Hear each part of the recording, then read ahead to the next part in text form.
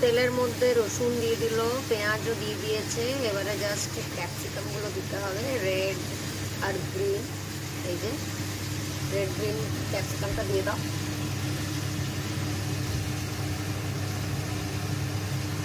এগুলোকে একটু হালকা শ্যালো ফ্রাই করে নেওয়ার পর চিকেনগুলো দিয়ে দেওয়া হবে। আর তারপরে just tomato sauce, soya sauce দিয়ে ভালো করে একটু মাখা মাখা করে একটুখানি হালকা আমি জলও দিই যাতে মাংসগুলো ভালোভাবে সেট হয়ে যায় সুন্দরভাবে। দিয়ে একদম গ্রেভির মতো করে বানিয়ে জাস্ট মাখা মাখা হবে, অ্যান্ড এটা রেডি হয়ে যাবে।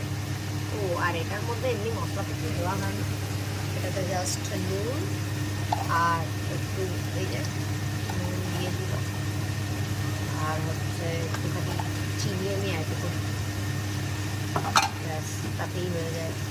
নুন, চিনি আর just tomato sauce, soya sauce, আর কিছুই লাগে না। ভেরি ইজি, খুব কম সময়ের মধ্যেই হয়ে যায়। সো সবটা এখন বানাচ্ছে, দেখতেই পাবে তোমরা। এই দেখো, chilli chicken is ready, made by Sapta. দেখছি এটা কিরকম হয়েছে খেতে।